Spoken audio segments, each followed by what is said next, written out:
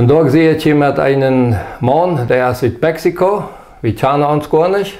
Aber er ist mit der Gruppe mit David Teufs ein Freund, ist er hier gewesen.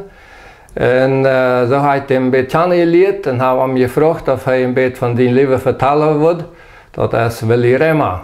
Dankeschön, Remmer, dass du das mit mir hier bist. Und willkommen. Kann ich kurz fragen, wo du bist in Mexikaner? Ja, ich sehe. Und erstens möchte ich sagen, vielen Dank für diese Einladung und mir diese Gelegenheit geben. Ich verteile die jeden Mal was Dinge von meinem Leben. Ich meine, das bedeutet, du bist in Mexiko geboren? Nein, ich bin nicht in Mexiko geboren. No. Meine Eltern waren in Mexiko geboren und deswegen habe ich dann mal ein Reich gekriegt, dass ich Mexikaner werden. Okay. Aber wo bist du dann abgewiesen? In Belize. Ich war in Belize geboren und was du dann ab, als ich 31 Jahre war, dann trag ich von Belize weg. Oh, dann hast du deine ganze Schulzeit und Jugend da verbracht. Ja. Wo war das an der Schulzeit und Jugend da in Belize? Weißt du noch eine Altkolonie-Gesellschaft? Ja, ich war in der altkolonische Kolonie ab mit 19 Jahren. So, ich habe meine Schulzeit in der Dorfsschule verbracht. Ich habe nicht lange in der Schule gewohnt, 5 Jahre. Aber dann habe ich alles gelernt, was die Lehrer dann zu beiden hatten. So, ja, dann wäre ich die altkolonische Universität da. Aha. Und dann ging ich da begonnen ab. Und das ist eine treue Geschichte von einer, die will nur vertellen, aber die würde ich das letzte nicht. Dass wir nicht eine gesunde Jugendzeit, dass wir da so aus den meisten Städten das dann wir sehen mit der Jugend, wo das dann begonnen hat und viel mit Trinken und wo ich dann auch die Neigung und Luther eine große Pläne gehabt habe. Wo bist du dann durchgekommen? Well, das ist,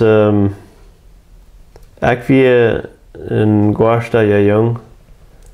Die Leute können mich nicht vertrauen. Sie haben mich vorarbeiten gelassen und sie würden mich einen Tag gerufen und mich mal gut durchhaben, dass ich würde mich anstellen. Und dort wir dann von meinen Vorderseite sieht, einfach gewünscht, dass ich mich nicht würde zu seiner Kolonie sein lassen, lieber mich selbst abholen als in einer Kolonie. Und dort brachte dann dazu, dass ich ab einer anderen Kolonie Arbeit sagt, in der Arbeit fängt. Und für den Mann dann für 12 Jahre gearbeitet habe. Und dort dann wurde es durchgekommen, dass ich andere Dinge zu sein kriegt. Dort wird nicht eine altkolonische Kolonie. Wie weit auf von Ihnen? Die wird so 20 Kilometer auf von uns. Okay. So dass wir sozusagen ganz aufgeschlossen von da und dort tragt dann immer da an der Seite, dass ich nicht mehr an die Hüste kam, so pünktlich und mir durch Fremdmilch und auch dann über dem interessiert war in den Quark. Und dann eins kriege ich ein Angebot, mit einer Jugendfreizeit zu fahren in Mexiko. Dort wir dann in Estado Chihuahua, da wir eine Jugendfreizeit von plattdeutscher Jugend und das Freund laut mir an, weil wir mal fahren sein, was die da haben. Ich fuhr durch ein Märkte zu besiegen und sein, dass du erst was von waren und ich fuhr für nicht mit und du trag die Liebe Gott mir dann dich bei und von dort, von wo ich dann mir entschloss für Jesus zu leben, von da wieder. Also du hast dich dann in Mexiko auf der Freizeit beziert? Ja. Und bist dann aber bei der Trade Chihuahua und hast da in die neue Gemeinde, gehst du dann dabei? Ich bin noch immer nicht befreit und ich Entscheidungen waren mal nach dem Zweiten nach Kanada zu fahren und durch für 6 Monate zu sein. Und ich fand aber immer, dass die Heilige Geist raubt meine ständig Bibelschule. Ich schaue das immer weg. Bei mir im Kopf wird ja das ich sehe mal und ich habe mal so wenig gelehrt und nie nach einer Schule gehen. Für mich wird das mit dem Charakter, was ich habe, dass wir sozusagen zum Schämen, dass ja, ich kann nicht gut eine Sprache nach einer Bibelschule gehen, mir bloß an mir wie was ich nicht will, aber ich fühle sehr stark, dass Gott sagt, ich will die aber durchhaben. Und so in 2007 ging ich in eine ständige Bibelschule. Dann war ich durch für 2 Jahre. Und dann dachte ich 1 Jahr nicht. Und dann in 2010 dann kam ich wieder zurück. Und in das Jahr 2010 dann früher ich ein von den Miales, was meine gute Freunde wären. Ein von denen als wenig würden das wollen mal ein Niveau wiedernehmen, dass wir würden anfangen zu spazieren. In Geneva fangen wir an zu spazieren, in 4 Monaten wieder, dann hat wir Cast. In Mexiko? Dort wir haben wir alle in Belize. Ah, in Belize wieder? Okay. Ja, und dann, als wir uns hier befreit hatten, dann fällt wir aber sehr stark, dass Gott will was von uns.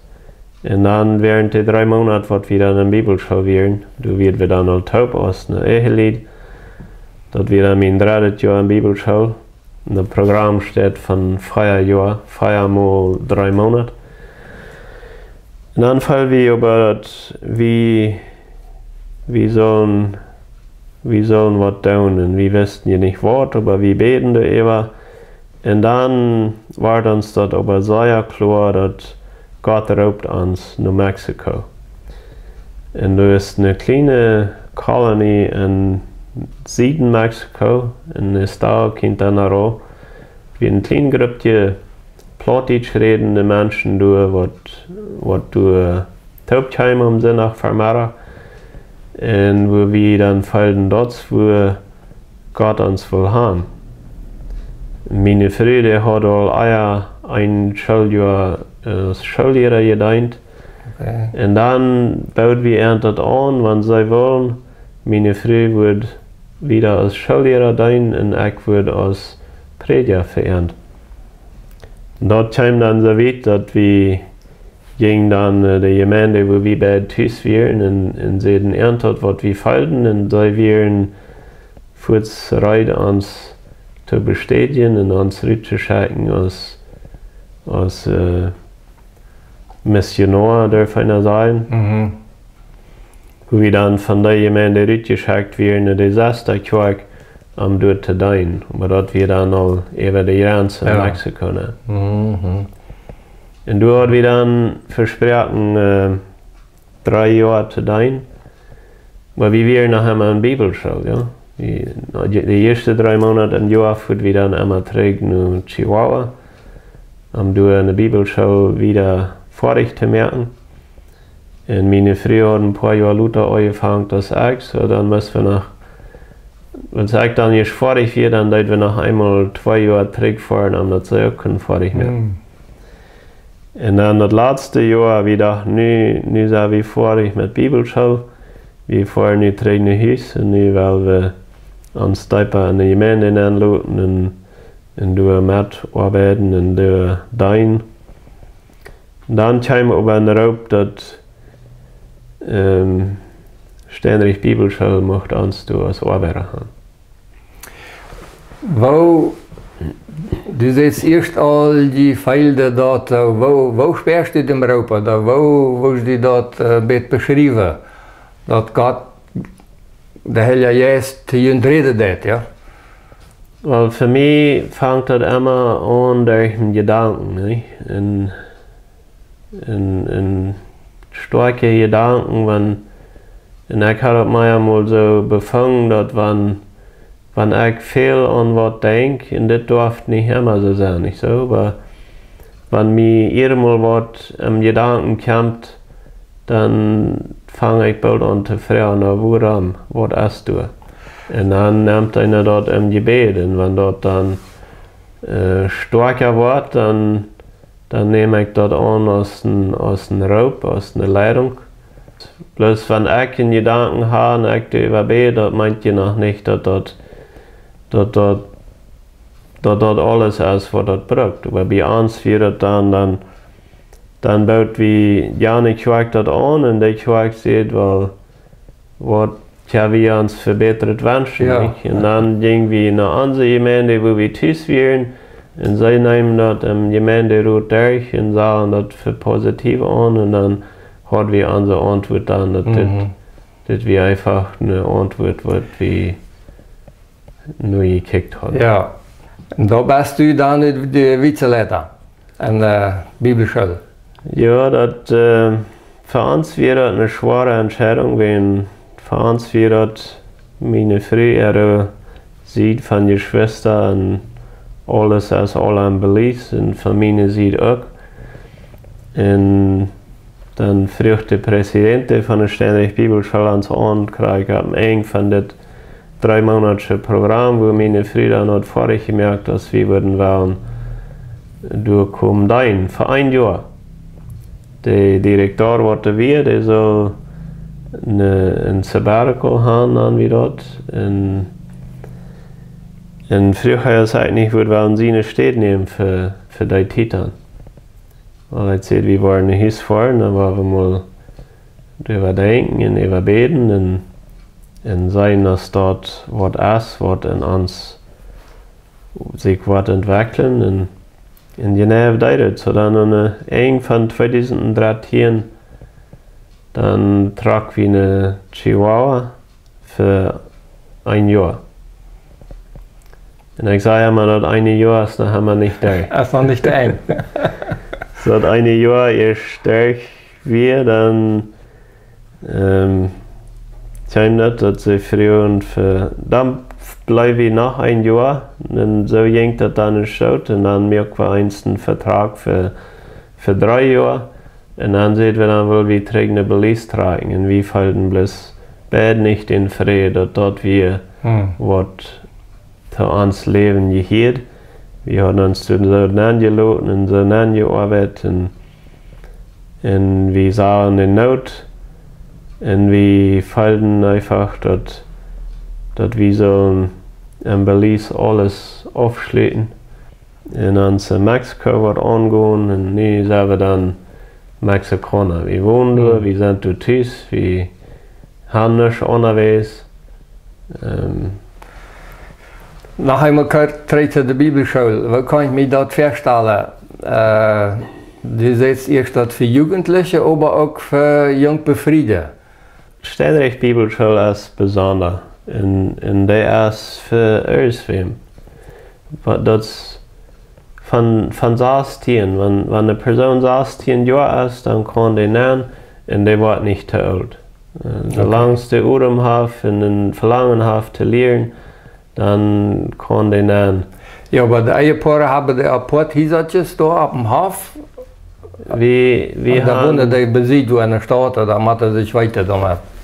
Wir haben die beiden Optionen. Du kannst auf dem Hof wohnen.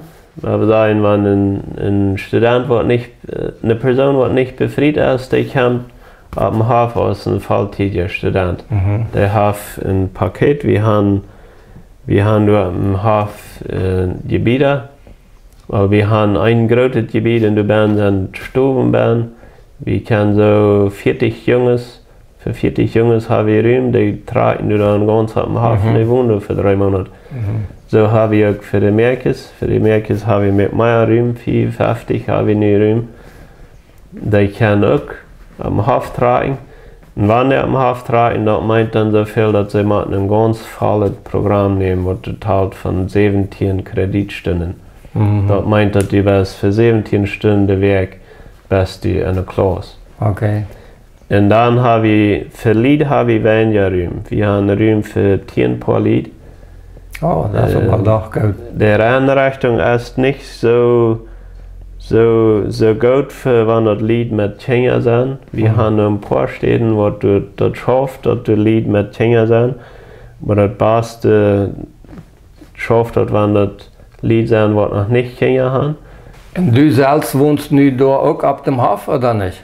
Ja, ich und meine Frau und unsere 3 Jungs, wir wohnen da am Hafen und arbeiten da für Fahrrad.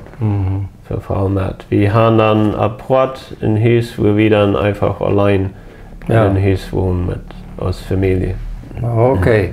So, und du bist nu das erste Mal hier in Paraguay. Wo gefällt dir Paraguay? Ja, das erste Mal in Paraguay, ich konnte diese Gelegenheit bloß nicht auf sein. Wie eine große Ehe, eine gute Gelegenheit für mich, mal in Paraguay zu kommen. Sozusagen all die politische Kolonien, was die Hauptkolonien sind, würde ich sagen, mit runterfahren und dort zu sein, und das lässt mir bloß mehr auf dich. Schön. Was würdest du noch extra an der Tauhirasch sagen? Hast du vielleicht ein extra Erlebnis gehabt mit Gott oder Einladen für die Bibelschule? Weil das Leben mit Gott gehen ist schön. Wenn ich zurückkicke in mein Leben, mir ist das fertig schon, dass ich das nicht eher der Entscheidung genommen habe, mit Gott zu gehen. Und ich möchte die bloß merken, lieber Tauhierer, wenn du die Entscheidung noch nicht genommen hast, für Gott zu leben, dann würde ich die merken, das zu tun, die Entscheidung zu nehmen. Und für Steinrich Bibelschule, ich möchte einfach einladen, uns kommen zu besiegen. Und wir sind besonders für dich, was du unterwegs nicht eine Gelegenheit haben. Es soll sein, dass wir nehmen, wir dann besonders uns konzentrieren an so eine Person, was du unterwegs nicht Gelegenheit haben. Und dass, wenn du nicht hast, eine andere Schuld gehabt, wir nehmen die wen ab. Und wir sagen immer, wir wollen für dich durch sein, was unterwegs nicht eine Gelegenheit haben. Und das meint so viel, wenn du nicht lesen und nicht schreiben kannst, wir probieren die von dir zu halten, wo du bist. Dankeschön, Willi, dass du mich ans Bett mitgenommen hast auf deine Reise, wo du geboren bist, wo du dein Leben gemacht hast. Und ich wünsche dir und deine Familie alles Gute wieder. Gottes Segen. Vielen Dankeschön und Dankeschön für diese Gelegenheit. Und es ist schön, Paraguay kennenzulernen und auch die hier kennenzulernen. Gut, gracias.